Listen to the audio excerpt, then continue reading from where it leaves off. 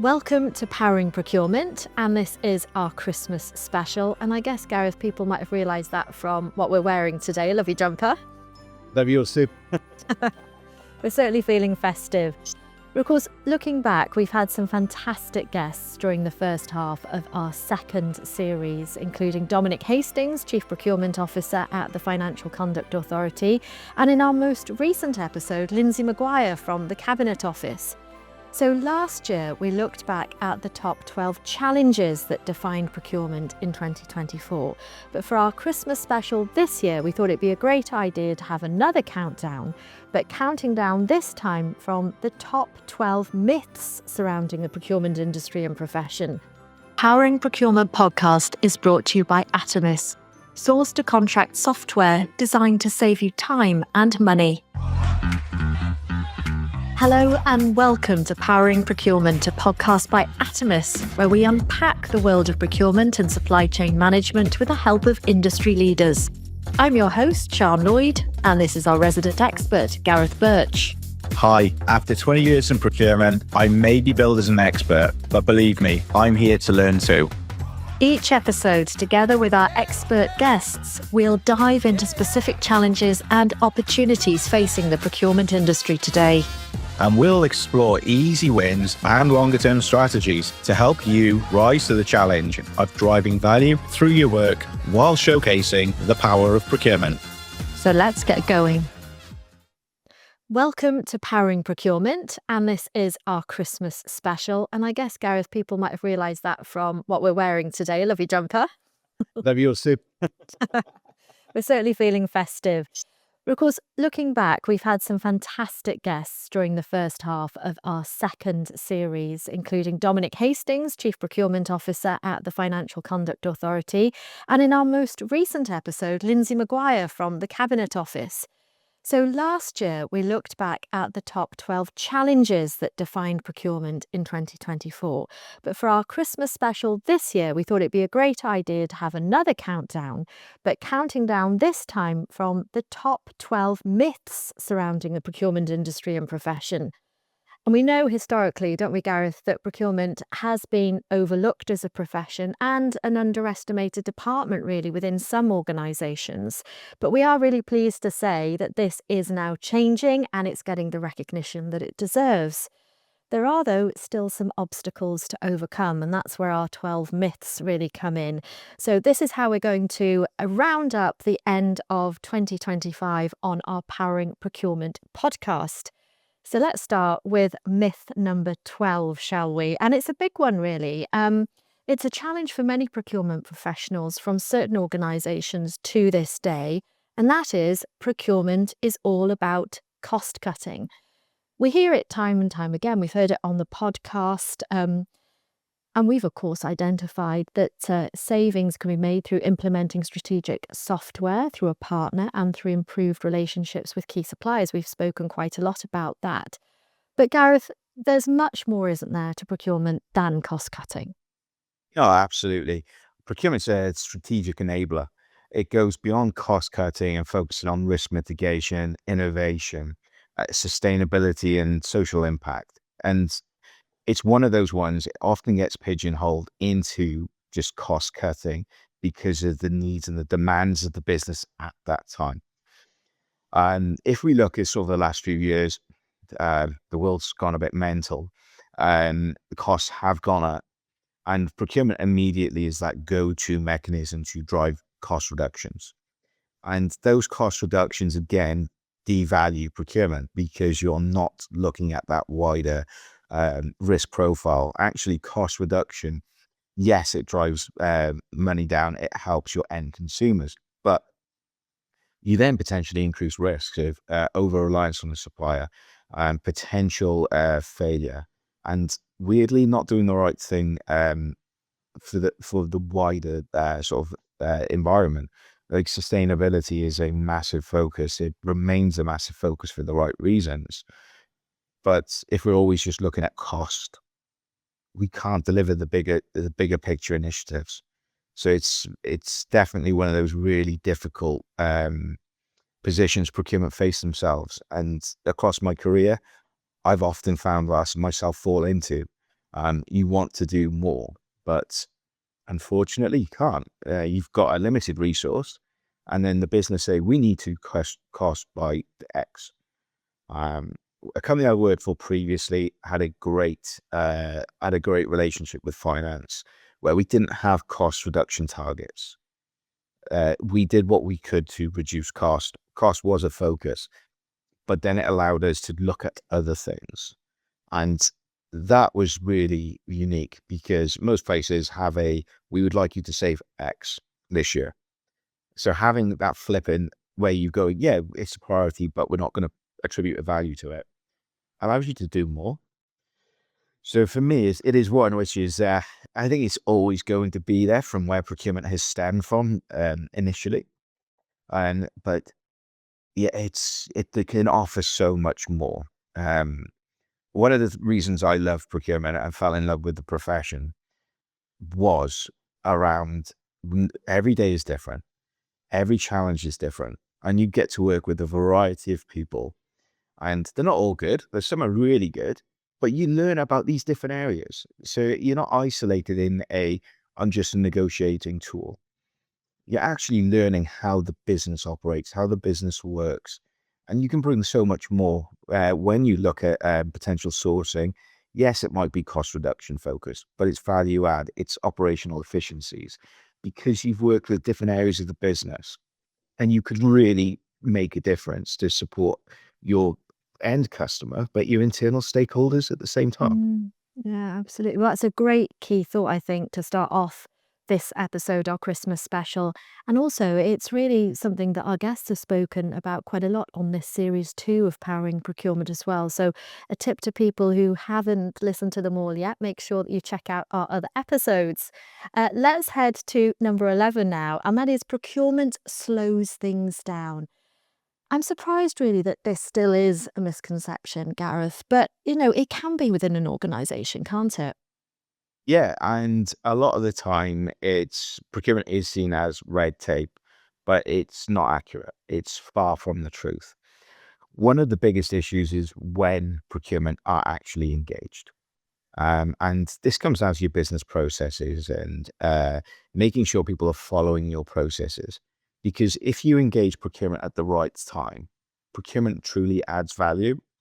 And in a report Atomissive conducted this year, it highlighted a top challenge 58% of people felt the lack of early engagement was a top 5 challenge. So that comes back to do we slow things down from a procurement perspective? No. If we're engaged at the right time, it helps that we help everyone, we support everyone, and we understand the objective, the target, and we bring in that variety of skill sets which procurement professionals have to help that internal customer. But when people don't follow the process and then come in halfway through, and I've had it, and they'll literally turn up your desk and go, "Hi, Shark, I've found a supplier. I like this supplier. I've done the negotiation. Please sign it." You almost have to go back to the beginning because it's not, again, not linked to myth 12. It's not a cost reduction exercise. It's the wider piece. It's the supplier assurance. Are they a stable supplier? Are they financially secure?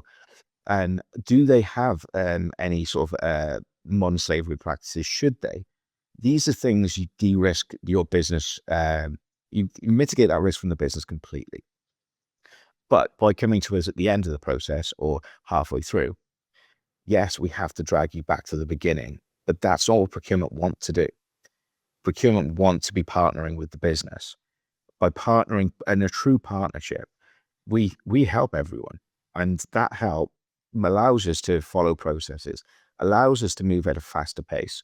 And depending on sort of the market sectors, allows you to be a bit more creative in how you support the end customer.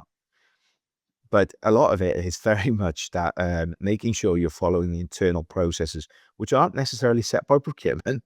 They could be other parts, but procurement is a gateway and ultimately a governance control as well.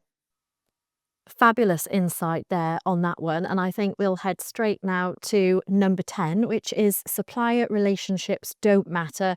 only contracts do? And I know we've spoken quite a bit about this in the series as well. I mean, would you say, Gareth, that this is something that has changed over recent times?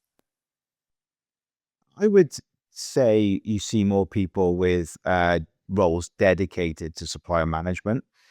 But historically, depending on the market sector, it may not have been the case.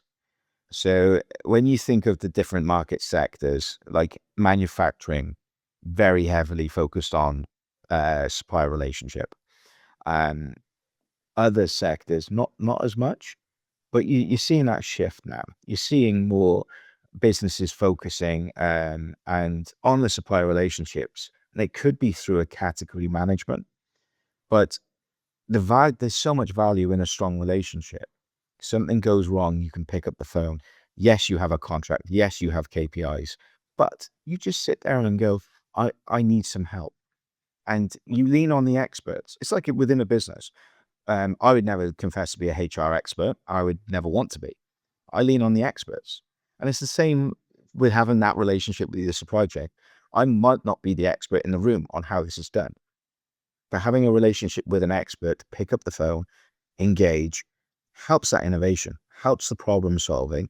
And that's where you can see some real value. Mm. Absolutely. I think you really bring that to life because it's all about relationships, isn't it? And people at the end of the day. And we know that there can be interruptions in the supply chain from all sorts of unforeseen incidents, even especially when companies are operational globally. So, really valuable insight. And what you're saying there about there makes so much sense. Number 9 is sustainability is just a nice to have. Now, I think, yeah, we know sustainability now is a key priority, isn't it? And, sometimes it has to be a must as well. So things really changing here and something that our procurement leaders who featured on the podcast have been speaking about quite a bit. Yeah, ESG tracking and performance is got to be considered as a core business priority. And you see that within both the public and private sectors. More recently, within the public, they are making strides around social value and ESG, but so are private.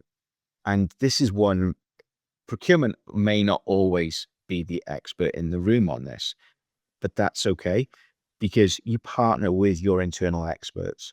Within private sector, lots of people are recruiting for roles around sustainability. And you suddenly work with the experts, you partner with the experts, and you build your process working with the experts. It allows you to embed it, it allows you to monitor it and track it, report on it.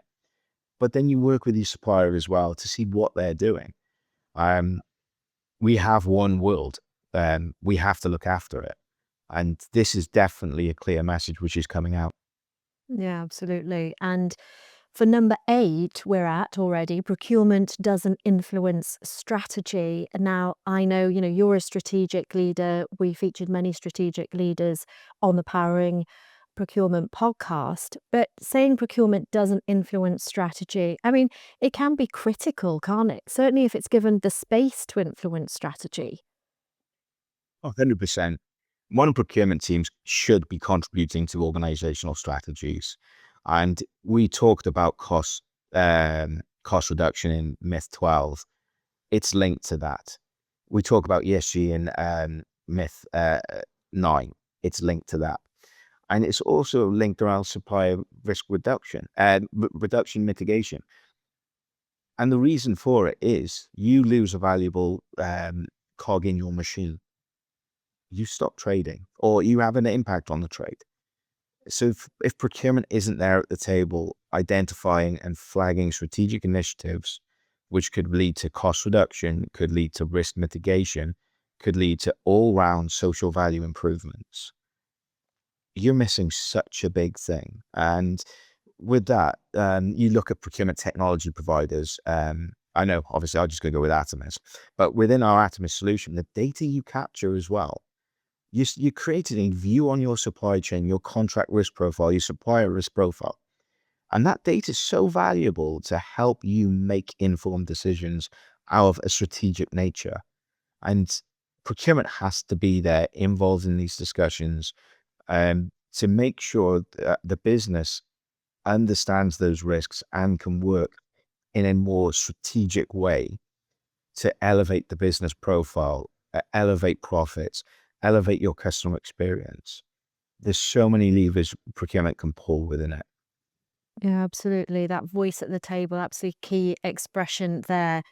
As we head to number 7, procurement software is optional. Now, I know this is one that you will be able to talk about for a long period of time with great insight, Gareth, because Atomis's 2025 UK procurement benchmark report found that almost 4 out of 10 procurement teams in the UK do not have dedicated procurement software provider at the moment in place.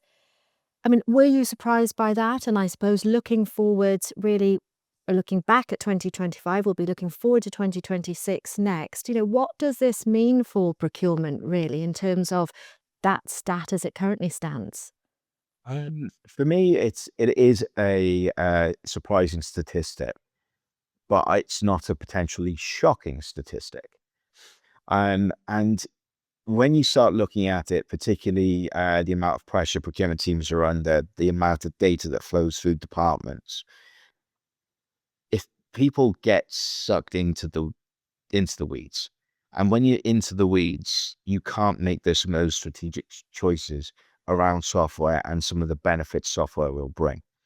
And for me, I've seen it firsthand. I used Excel in the past to help me.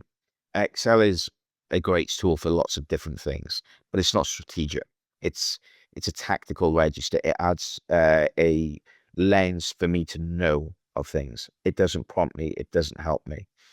So for me, you just also look at some of the regulatory aspects happening right now as well, um, where within the public sector, the increased direction with uh, procurement reform and the sort of like a more of a reliance on e-senders than previous. Procurement software is seen as an enabler, but procurement may not get out of the weeds to be able to see the benefits, which is difficult and it's not easy to do. But then one of the challenges I've also had in the past is money. Procurement saves money. Procurement budgets are always tight. So where they're tight, you look for different ways to save money, and saving money being in the weeds can lead to these situations where people use or don't pick up software and they try and make efficiencies outside of software, but they will never get that true value which they can bring without software, in my personal opinion. So important, you think, to shout about those benefits, really. Oh, 100%. It's one where you start looking at those benefits, you look at the new technology landscape, which is on us and more to come in regards to AI. Suddenly, software is going to go up 3 levels. The level of efficiencies will be accelerated. I can't even think how much by, but they'll be accelerated. And when you've got those efficiencies, the effectiveness of your procurement team is going to change. You're going to be looking at the right things, not getting caught up in admin. And these things will make procurement that strategic enabler and help procurement to have that vocal voice at the table for more strategic items as well. Yeah, absolutely. And number 6 on our list, only large companies benefit from procurement tech. Really, I guess, closely linked to what we've just been talking about with regards to myth number 7. Um, yeah, thinking that only large companies can benefit for this, surely it would be open to all companies to benefit. Oh, absolutely. A huge myth here. Everyone would benefit from software. And when you look at potentially what type of software, that will always differ based on the needs of the customer, and these will always change.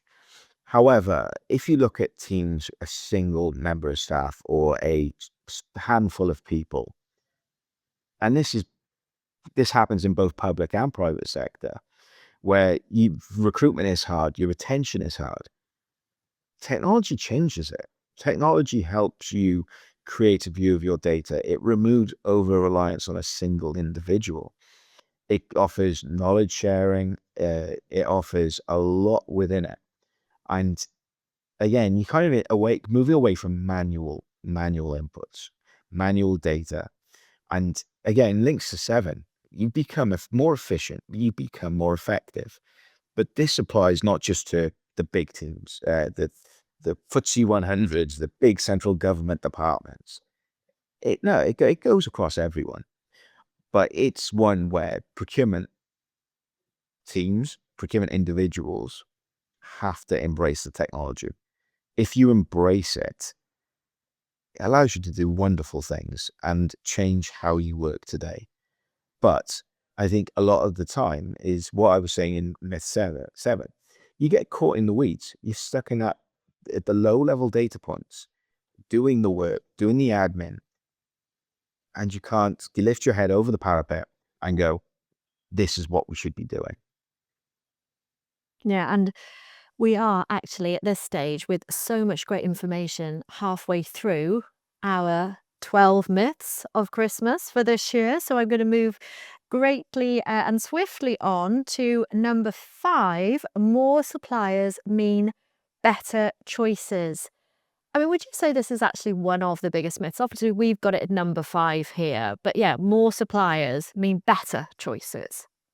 I do think it's a bit of a myth, but you can see where the myth kind of can come from.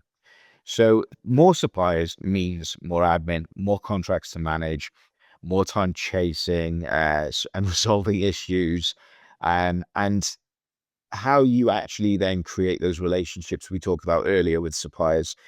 It's harder. You can't establish those relationships because you're spread thin.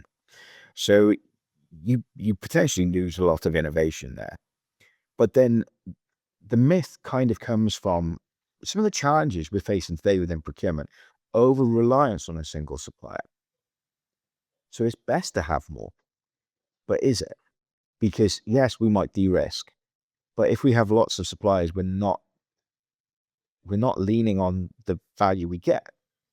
So you've got this like double-edged sword here, where actually, do you know what? If we had less suppliers, we could work closer with that supplier, we can innovate with the supplier, and we can identify risks more effectively and work with the supplier to mitigate. However, if we have more, it's a lot more activity for procurement. Yes, we have potential mitigation for if a supplier fails, but you're not driving that effective strategic value. You're back into that tactical piece because you have too many suppliers to manage. I know this is kind of going against myth 12 a little bit, but you don't even see some cost reduction targets you could have. If by consolidating a supply chain, you see a financial benefit. You see an operational benefit because of the things I just mentioned, but also through to invoice processing. It's like, I think the average is about £40 an invoice to process. Actually, you're consolidating your invoices. You're taking that burden off another team. There's financial benefit within it. And a lot of this is driven more means less risk, but actually does it. So it's quite an interesting one, which probably has gained more legs over the last 3 to 5 years with everything going on in the world. But it is one where actually we're watering down what we can do from a procurement team. We become less strategic because we're now onboarding lots and lots of suppliers. So I think really from what you're saying there, that organizations do really need to be thinking about this, certainly reviewing and make changes where necessary. Oh, 100%. It's where you can reduce your supply chain, there's a financial benefit to it. There's efficiencies within it, and there's the effectiveness of your procurement team. You're going to get a lot of value, but more suppliers, ugh. And obviously, it's very much my view of the world, but Yeah, well, it's great chatting with you about this and to have your views in the podcast. Number 4, and this is something you've actually just been alluding to in one of the previous myths, you can handle procurement in a spreadsheet. So, we're talking here about modern procurement, aren't we? We're at scale, visibility is key, compliance, data-driven decision making, all the things that you've been talking about. So we're saying here really just spreadsheets can't do all of that. It can. So spreadsheets have a purpose. I'm a huge fan of Excel. I'm not going to pretend otherwise. Love Excel. But when you start taking your data, I think, actually, let's change the topic. So, staying on the Excel piece. If you look at an Excel spreadsheet, huge fan again, love Excel. It's static data. So you're looking at static data and managing static data. Those data points rarely change. Within a procurement world, your data points change. And it's how you then look at more active data points moving. And it's where the procurement system really starts to add value. Where you have static data and things don't change, you can do your analysis, you can understand it, but it quickly becomes out of date without the data points being updated. So I might sit here and go, yes, absolutely, procurement's done in Excel. But if something changes and that Excel is not updated, I don't know. I miss an opportunity and it falls down. And you hear a lot of people, and this is within procurement and slightly on some of the peripherals, such as the ESG element. You hear often, yeah, we do that in Excel. And it's trying to understand where technology is falling down, where people find or need that reliance within Excel. The way technology is moving and has continued to move, Excel is great. And I, again, love Excel. It's great for data analysis, but more like trying to manage active moving data points without the correct feeds puts you on a road to failure. And that failure might be missed contract renewals, lack of cost savings, which you can truly maximize, and the inefficiencies of the procurement teams. You're gonna, even a team of one, you would have outgrown Excel. It is one where you can't do what you need to do with static data points. So some really good pointers there. Thank you. Number 3, KPIs are just internal metrics. Yeah, KPIs, we know they drive things. They drive performance, don't they? Perhaps sustainability goals. So they are more than just tick boxes, surely, aren't they? If you set them up correctly, they are. So depending on the KPI should depend on, it all should depend back and depending on the KPIs, these should be driven by what is important to your business and your customers. If they are not set correctly, what you end up doing is monitoring data points which add no value, which then creates inefficiencies in procurement because it becomes a tick box exercise. You're not getting potential value you should be because they've been set incorrectly. Procurement need to spend, I mean, this is, I've been guilty of this in the past. So it's hands up moment. I've been guilty of this in the past. Procurement need to spend more time thinking about the KPIs, setting these correctly. How do we drive value? Because there are areas around risk mitigation in there which are needed, especially around SaaS solutions. You want an uptime SLA KPI. You want to know that software is not going to go down. Those are important to your businesses because they impact your business process, your end customer. But often what you find is you don't select the right KPIs. And those KPIs then ultimately become meaningless. And they go into the argument, it's just an internal metric because we got it wrong, or because we've not educated the business on what a KPI should look like, should behave. And you do get in people. It does happen. It will happen across multiple procurement teams, especially if we're in the weeds. Because if you're too busy, you've not got efficiencies, you can't be effective, you can't help the business, educate the business. And sometimes, depending on the size of business, the complexities going on in the business, people might need more love than other people. And if you can't have that because you're that low level detail, because you're over reliance on Excel, inefficiencies, you can't be strategic. Absolutely. And we are, I can't believe it already, now down to the final two, the two big ones. So at number 2 in the Christmas chart, public and private sector procurement are the same. Now, we have had guests from public and the private sector on, so we know they are not the same. Let's talk about the differences, shall we, between the two sectors. Absolutely. In some respect, principles overlap. However, the UK public sector's strict compliance and transparency rules, whereas private sector, yes, they are regulated in some respects, but they have the flexibility and they focus a lot more on value and innovation. And it allows them, if you think of, it's a competition within the private sector. You are competing against other businesses in the same sector. You have to be cost savvy. You have to be innovative to leapfrog your competitors and try not to just kind of play catch up. The same pressure doesn't necessarily apply to the public sector because the competition market, you're not competing, but you are cost focused. And the PA 2023 rules provide more flexibility to allow them to be more cost focused, to allow them to be a bit savvier, but still have to be transparent. And it's very difficult.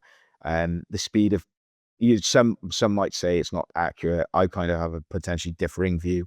My procurement experience has all been private. Private is fast paced. It is very fast. You could be dealing with something like 15 to 20 tenders at one given time. Public sector is naturally slower, and that's not a criticism. And the reason it's slower is because you have to go through your governance checks. You have to give the amount of time, and you have those rules you need to follow. Where private sector, if something went wrong, you can just pick up the phone and not have to worry. Um, so it is one where, although principles do overlap, they are very different. And sometimes you see procurement professionals move between public and private and they thrive. They are fantastic. They are able to transition, work effectively, and just showcase the talent which procurement has to offer. But sometimes you do see people who move from public to private or private to public, and it doesn't work for them because the change of pace or the change of regulation, the change of the rules, and it's just the complexities between the two different sectors. And they are there, the complexities are there for a really good reason on both sides. And but it does make them completely differing beasts. And both are absolutely respected beasts and for the right reasons, but they are different and principles overlap. And I know doing my SIPS accreditation way back when, there was more of an emphasis on public, there was more an emphasis on manufacturing. And they are very different. And you do almost create, or it felt it at the time, I don't know if it's still the same, many years ago, but it almost created that divide. And you felt the divide in the room because the private versus public. And it still exists. Interesting what you were saying there about people moving between the sectors, because I think certainly we have had guests who have worked in both sectors on the podcast, and I found it really interesting to hear their perspectives. So, and great to hear your perspective on it as well, Gareth. So let's end up with number 1, top of the pops this time. Procurement is boring. We certainly would not be saying that on the Powering Procurement podcast. So that is definitely our number 1 myth, because we love talking about procurement and all our guests are so passionate about it. That's something that really comes through, I think, when they're sharing their stories about why they got into procurement or what they've achieved during their careers. So, yes, it's not really that straightforward, cost-centric industry that people, perhaps from the outside, think it is. It's so much more, isn't it? It is. And people who think procurement are boring don't get procurement. It's as simple as that. Procurement is actually a lot of fun. Um, you get to work across different business areas. You get to be strategic. You get to be creative. There's technology involved. If you like technology, if you don't, there's ESG. Yeah, and you often find you kind of more techie versus more governance, or people have different skill sets and people are different. Procurement weirdly caters for a lot of different people. And this is the thing for me. I mentioned I fell in love with procurement. He says while sitting in a technology type role, but I fell in love with procurement because every day is different. You have different challenges, that people who know me will say I'm overly competitive, and it's just I think it's a Welsh trait I think, but just overly competitive. And procurement was great for me as a career because it allowed me to challenge my competitiveness. And I loved it. I worked with suppliers. I loved the negotiation. I loved this, the risk side. As my career, I suppose I matured maybe. But as I matured, I loved the risk side and the governance side. I had a new level of respect for it. And I could walk out of a risk meeting straight into a negotiation. Or you kind of go from a negotiation to how do we actually ensure that our supply chain is free from slavery. Everything was different, and you didn't have one day which is the same. And that was for me was across my whole career from very like my junior level to senior level, and it was just fun. And I remember like when I worked for Prince Pilot Building Society on their 150th birthday, our marketing team at the time had a great idea to give everyone in the company a bottle of champagne for their birthday. Uh, and this is all linked to the 150th birthday. On your birthday, we'll give you a bottle of champagne. Then someone knocked the procurement door, and I got tasked with finding sparkling wine, obviously because it can't be champagne from Wales, but sparkling wine from Wales. And that was like one of the biggest challenges I've ever had in my career. And this is many years ago. There was 3 vineyards in Wales. And when you start talking about over 1,000 bottles of sparkling wine in one calendar year, like that's a lot of wine for a Welsh vineyard to produce. And it took me ages to literally find someone who had the quantity, but then broker a deal. But it was great because you went out, you actually left the office, obviously pre-COVID and hybrid working, but you left the office and you got to visit some vineyards. I'd never bought wine in my life outside of personal life. And it was a new experience, but it was so good. And people experience this supplier visits, going off site with the supplier for the day, the innovation, the creativity, through to sourcing random stuff, through to even just risk management, working with different people with different experiences, and just seeing how everyone hangs together. So yeah, procurement isn't boring. It's fun. And if people think procurement's boring, go spend time with the procurement team, really understand what they do, and you'll be shocked. And you might even get a flavor for it yourself. Oh, I love that. And I think we've had some really great stories like that from our guests as well that have really brought it to life about why procurement is not boring. And certainly the fact that no 2 days are the same is something that really has come through as a concurrent theme throughout the whole of the podcast series, but great to hear why as well from a personal and individual angle. So thanks, Gareth. And that does draw to a close our final one, our Christmas special for 2025. And I think we both have on this series, and our guests, of course, really dispelled the myth that procurement is boring, certainly. And in this myth busting session, hopefully we've dispelled a few other myths as well in our top 12 The truth, of course, is we wanted to start this podcast, didn't we, to do just this. I think to show really all the opportunities that there are in the sector and to shine a light on it and, well, just how diverse and exciting it can be as a career, and really great to hear from people like yourself and the experts that we've been talking to about why they have really enjoyed their career, I think, some of whom have been in procurement for decades. And of course, we've had people who really can offer very individual angles as well. But that is all now for 2025. We're going to be looking forward to 2026 and continuing the series of podcasts. So I don't know, guys, do you want to say Merry Christmas to everybody? Merry Christmas and wish everyone the best for 2026. Absolutely. We'll be back with fresh perspectives on the world of procurement. So see you then. That wraps up this episode of Powering Procurement. We hope you enjoyed that as much as we did. Visit our website at atomis.co.uk or follow us on LinkedIn to continue the conversation.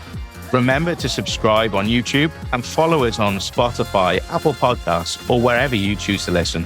Thanks for joining us and see you next time on Powering Procurement.